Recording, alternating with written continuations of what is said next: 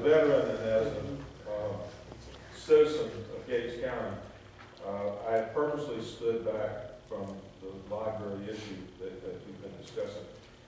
But I have some questions that I really feel haven't been answered by anyone to my satisfaction. And I would like to not bore you, but to try to stimulate some thinking, some additional thinking on the following items. In 10 years, Gates County has grown only 16%. That's according to the 2010 census. Persons per household is at 2.79 persons per household. And these questions are, like I said, open-ended and general in nature, so I just ask that you bear with me for a minute.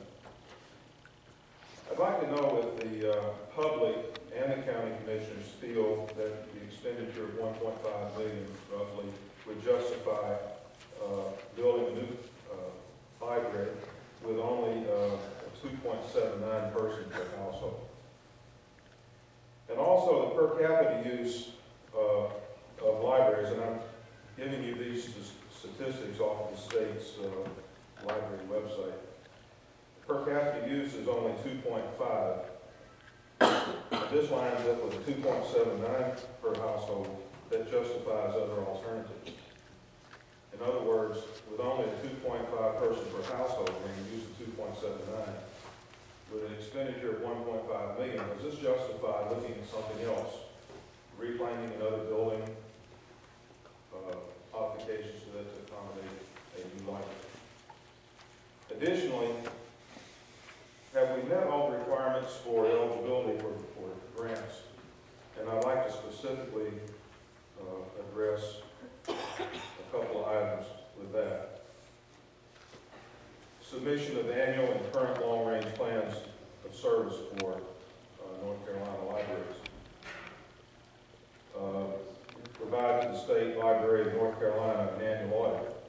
Have we audited our library system and submitted those requirements and met those requirements? It appears that we're meeting the 40-hour per week opening schedule.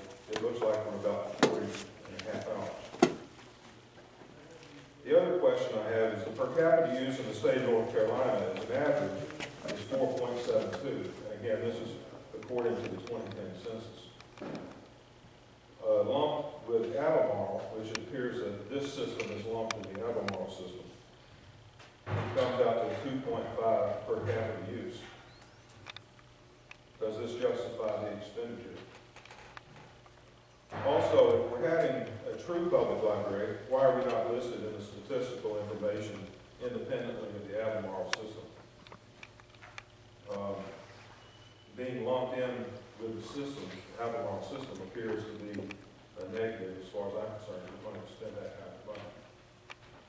And finally, I haven't found out that you operate under the state statutes, but my question is what limits your spending authority? What governs and limits the commissioner's spending authority? Do we reach a threshold on that spending authority where items should go to the public for vote? Now, I've given you a lot of numbers and a lot of statistics. I'm prepared to provide those to you what I've spoken from here today. And I think that we should come to you with solutions and not problems. And that's what this is really all about. So if I can be of any